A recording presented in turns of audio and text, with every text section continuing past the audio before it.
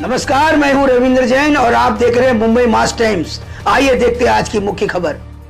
पाणी दौरा केलं काय सांगा आता सगळा दौरा संपवून मी आता या ठिकाणी हा जो राष्ट्रीय महामार्गाच्या माध्यमातून रस्ता होतोय की ज्याच्यामुळे एक मोठी कनेक्टिव्हिटी पालघरपासून आमणेपर्यंत आपल्याला त्या ठिकाणी प्राप्त होणार आहे, तो बघण्याकरता आलेलो आहे।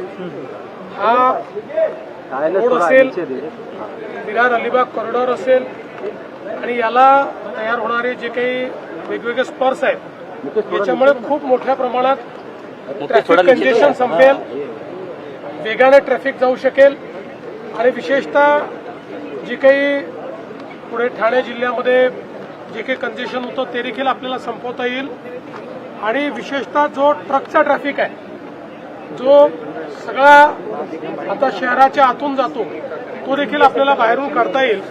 त्यामुळे आता त्याचा आढावा घेतलाय, काम चांगलं चाललेलं आहे, वेगानं चाललेलं आहे आणि लवकरच ते समाप्त होईल आणि त्यातनं मोठा दिलासा प्राप्त होईल। सुरू होईल काय मी आता सांगितलेलं आहे की एका ब्रिजचंच काम त्यांचं बाकी आहे, ते नोव्हेंबर पर्यंत ते ब्रिजचं काम संपलं। हिंदी